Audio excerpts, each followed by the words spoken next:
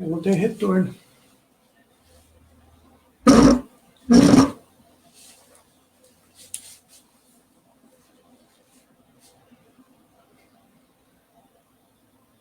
Olá, pessoal.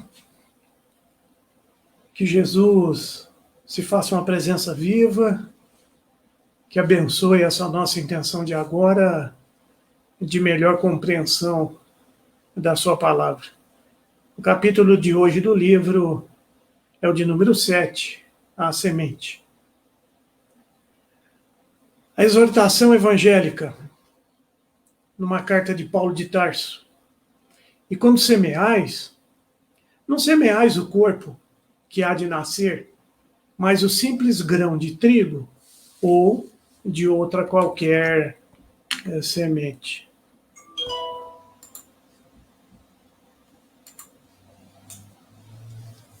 Chegando o retorno aqui, 1 minuto.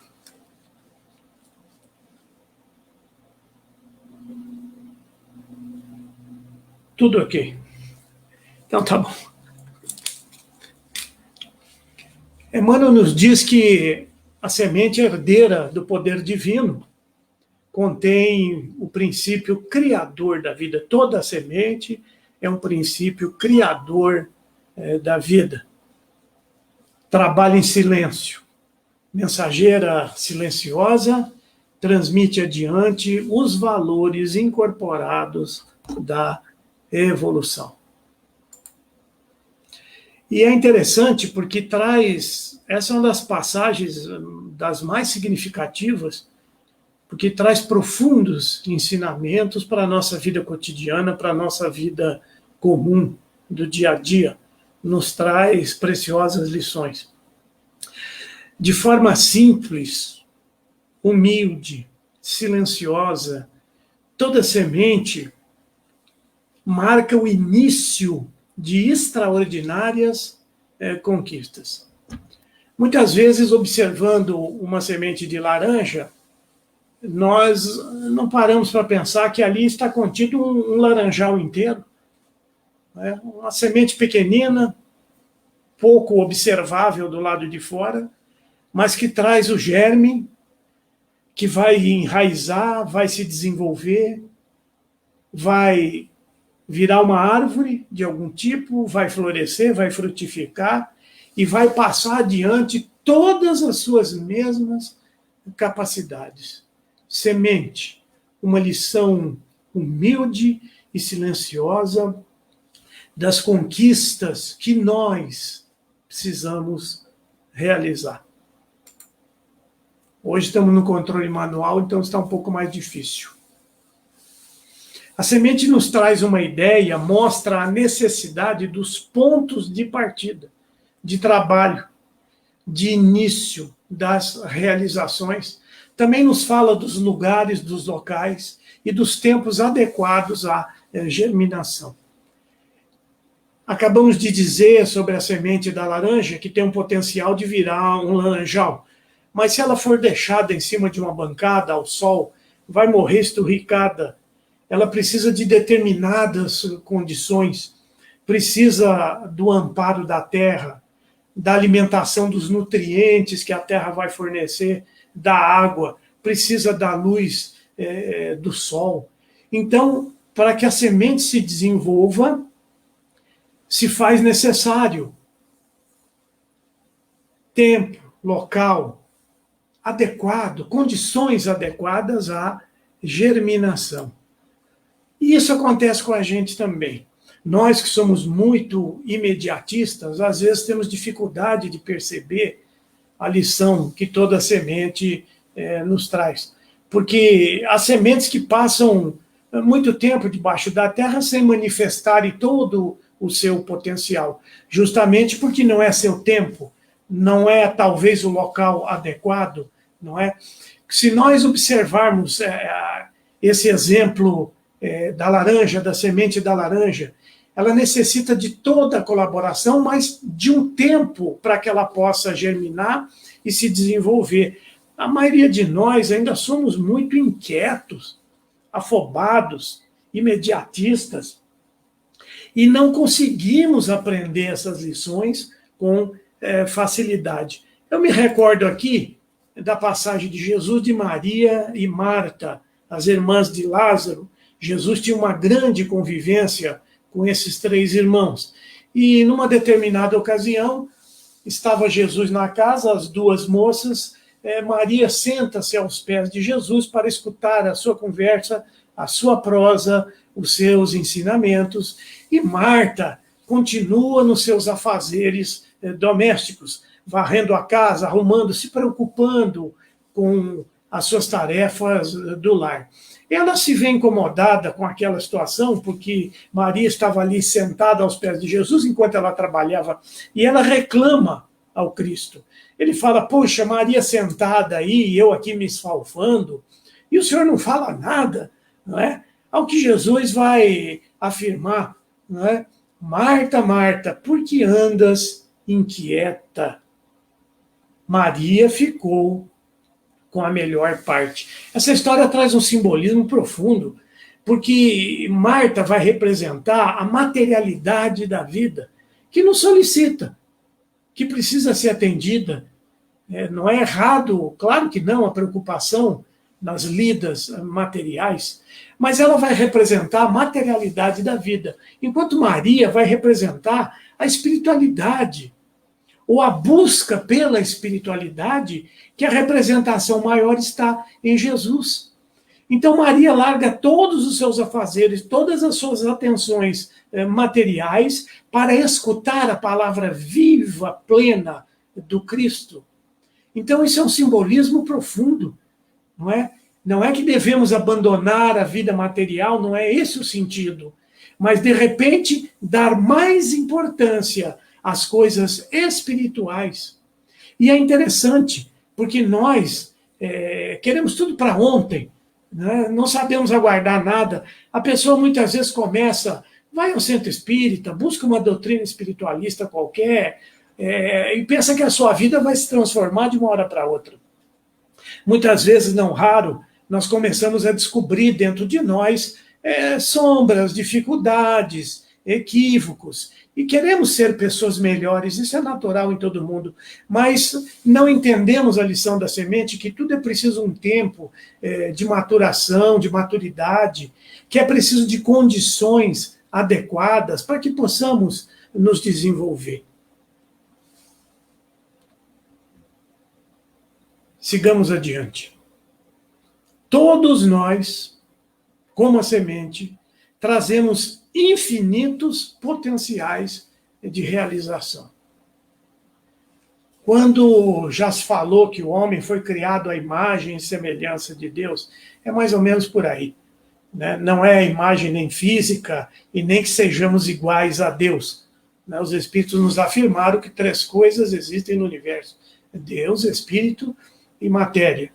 O homem vai se aperfeiçoar, não vai se igualar a Deus, mas a imagem e semelhança de Deus nos remete à ideia do potencial divino que todos trazemos em nós. Não foi à toa que Jesus já nos afirmou naquela época, vós sois deuses, deixe brilhar a vossa luz, disso que eu faço, vocês podem fazer e ainda mais. Então, todos nós trazemos em estado latente todas as possibilidades de realização, todas as faculdades, as virtudes, mas que precisam de um desenvolvimento, de um aprimoramento, e isso é feito através das experiências de vida, através do enfrentamento das dificuldades, dos desafios, que nós vamos puxando isso que está em estado latente para que se torne uma coisa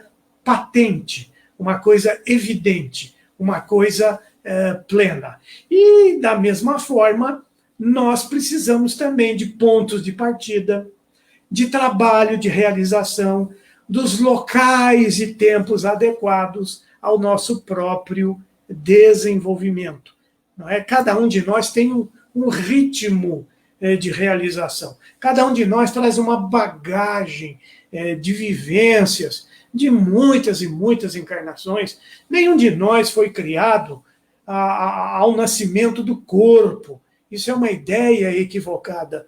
o espírito já existe antes daquele corpo físico, material.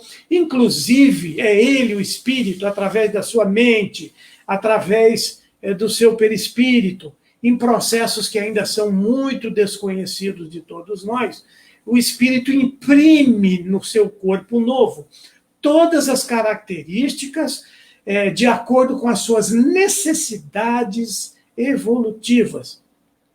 Desde a questão da forma física, a dificuldades corpóreas, desenvolvimento maior ou menor de determinados órgãos, mas o fato é que o espírito já existe antes, já traz um cabedal enorme de experiências, de realizações, de conhecimento, apenas que na encarnação presente, tudo isso fica abafado nos processos fisiológicos, nos processos do corpo. O cérebro físico atual não registrou nada de encarnações anteriores. Daí a dificuldade imensa de lembrarmos das vidas passadas, embora isso hoje já seja uma realidade. Há um documentário bastante razoável correndo aí, acho que na Netflix, Vida Depois da Morte, algo assim, Vida Além da Morte,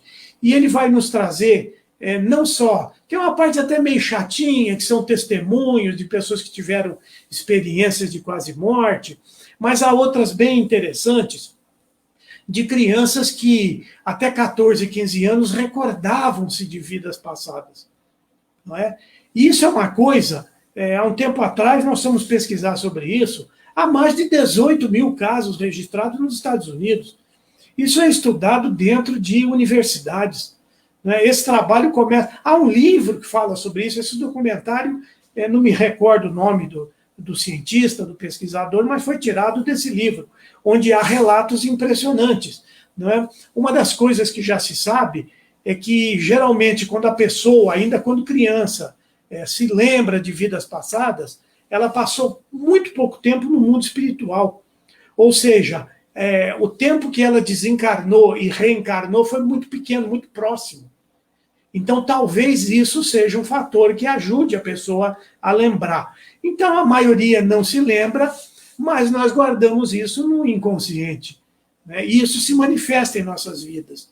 Se manifesta na forma de impulsos, de sentimentos, de vontades, se manifesta de alguma forma com uma linguagem que, evidentemente, não é falada, não é escrita, não está lúcida pelas vias cognitivas, mas aquilo é real, aquilo está vivo. A cada nova encarnação é uma oportunidade de remodelarmos, de nos reformarmos, de acertarmos coisas onde erramos, de muitas vezes resgatarmos erros, e às vezes erros terríveis. Nós não nos devemos fixar de que as encarnações sejam karmas, castigos, punições, porque o objetivo maior da encarnação é o progresso da criatura. A encarnação existe para submeter o ser às experiências carnais necessárias ao seu desenvolvimento. Não é? É importante também a lição da semente, porque às vezes nós nos empolgamos muito com grandes obras, com grandes realizações, queremos transformar o mundo ou transformar a nós mesmos de uma hora para outra. Às vezes não temos paciência de esperar, porque não aprendemos a lição, que é preciso semear, esperar o tempo de maturação, de florescimento, de frutificação. Nós queremos tudo para ontem, como já dissemos, e às vezes perdemos oportunidade de grandes realizações, porque não sabemos que todas as coisas começam como sementes, pequeninas, que cabem na palma da mão, mas que trazem o potencial de desenvolvimento.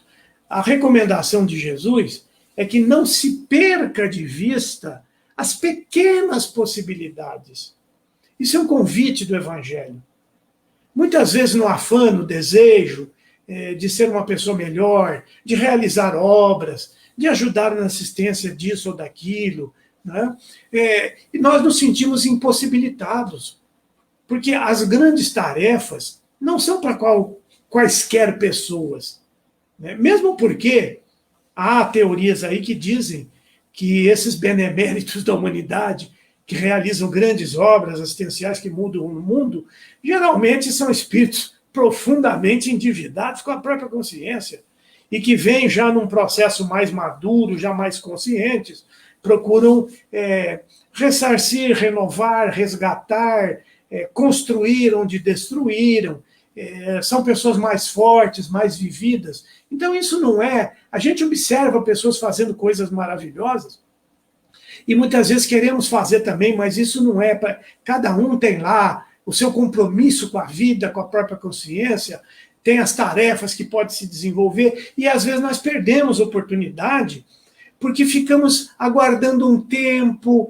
aguardando uma época perfeita, as condições ideais para realizarmos algum trabalho e perdemos esse sentido das pequeninas coisas, das pequeninas sementes que nós podemos plantar pela vida fora, que estão no nosso âmbito de atuação. Então, a recomendação de Jesus, traduzida por Emmanuel, é que nós não percamos de vista essas pequeninas sementes que podemos lançar no dia a dia.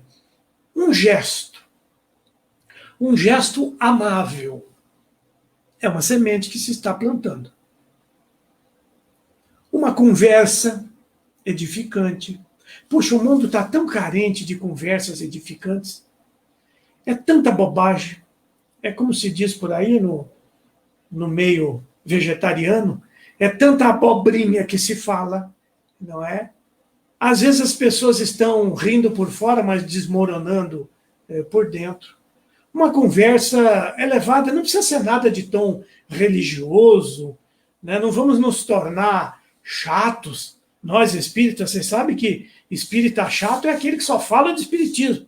Né? Ele vai numa festa, ele fala de reencarnação, ele fica procurando espíritos em todo lado. Não sejamos chatos.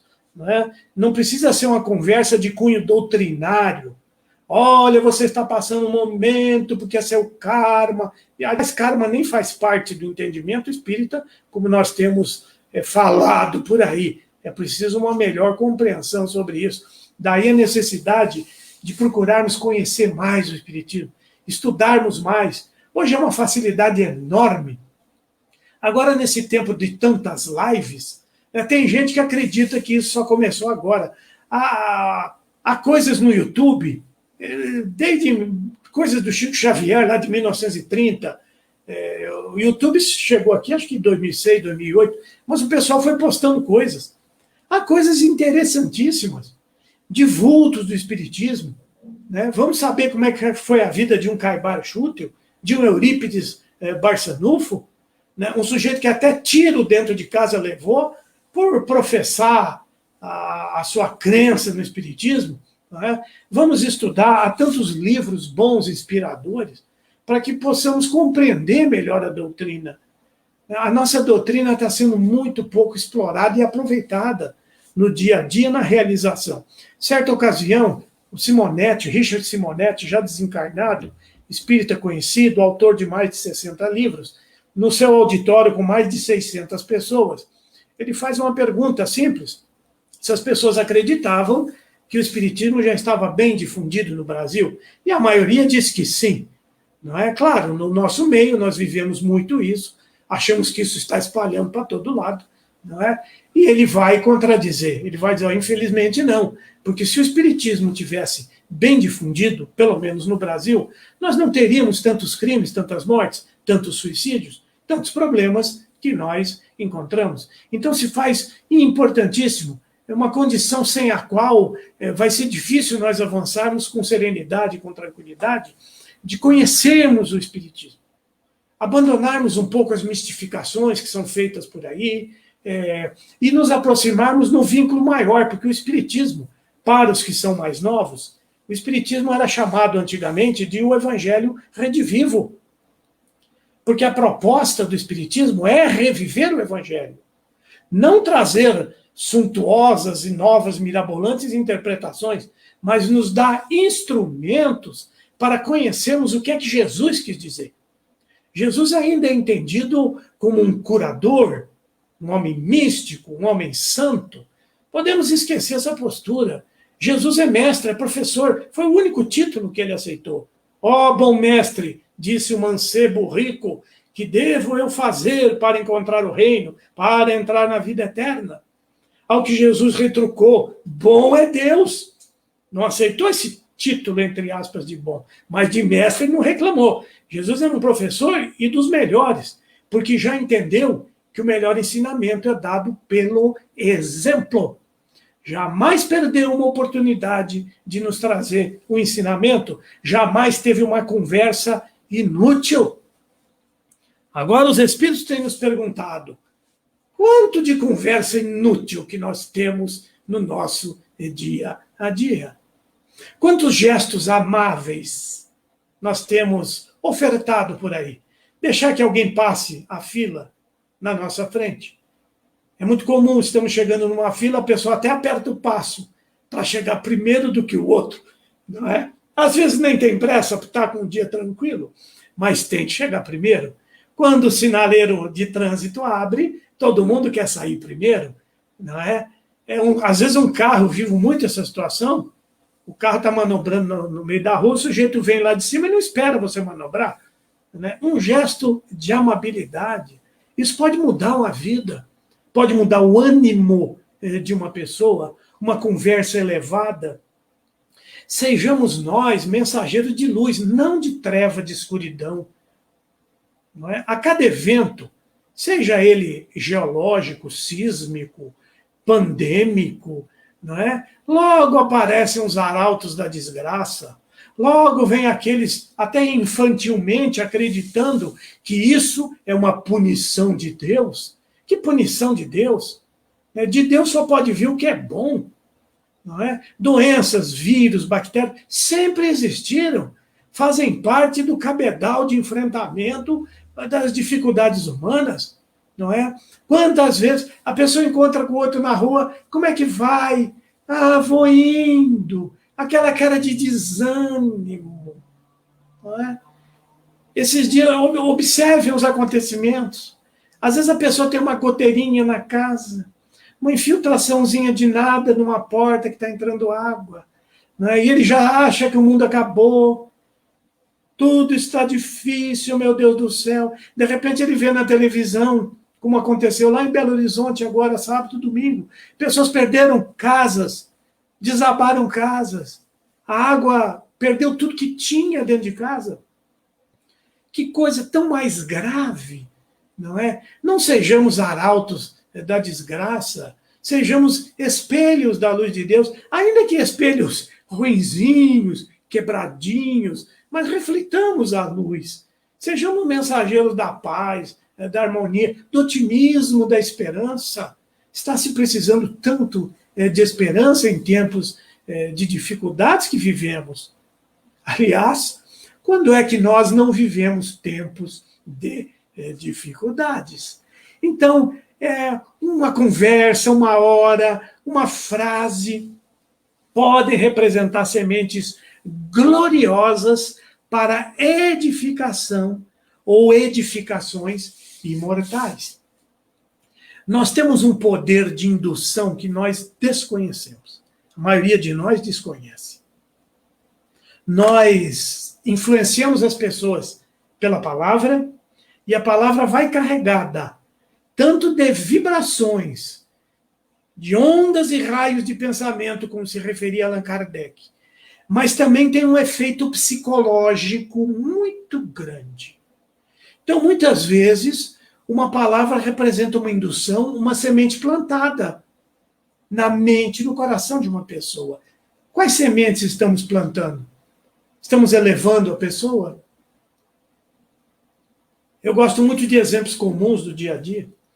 Muitas vezes a pessoa chega para outra e conta, olha, fulano, parei de fumar. Oh, que esforço. E o outro logo, com um certo desdém, diz assim, mas quanto tempo? Há um mês, mais ou menos. Ah, não, um mês não é nada. Você vai ver quando chegar os 6 meses. Tem uma crise aí dos 6 meses. Aí você não vai suportar. Já lançou uma semente negativa. Talvez tenha colocado medo no coração, porque nós lançamos semente a todo momento. Não quer dizer que as pessoas as recolham. Né? Tem pessoas que são fortes, são vibrantes, não é? Joana de Ângeles disse para Divaldo que o mal que nos fazem não nos faz mal, né? O mal que eu faço para os outros é que me faz mal, porque o mal que me faz eu posso não aceitar, não receber, não é? Ninguém, na verdade, faz nada para ninguém que não mereça, viu, gente? Tanto de bem como para uma coisa atrapalhada.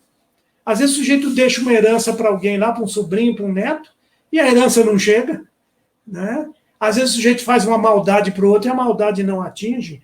O pensamento, ele se refere muito, ele depende muito da nossa recepção. Se estamos abertos. Só que as pessoas, nós não conhecemos o que vai no íntimo dos seus corações, não é? Então o sujeito para de fumar, vai ter a crise de 6 meses, encontra com o sujeito outra vez, e ele vai dizer, você passou 6 meses? Não, você vai ver quando fizer 1 ano. Não é? Então são coisas que põem a gente para baixo. Eu me lembro aqui, uma vez nós falamos sobre isso, aliás, nós repetimos muito as coisas, né? Vai ficando velho, vai ficando repetitivo. A conversa mole do casamento, da crise dos 7 anos. Então, o sujeito está tendo um problema lá, é a crise dos 7 anos, depois tem a crise dos 20 anos.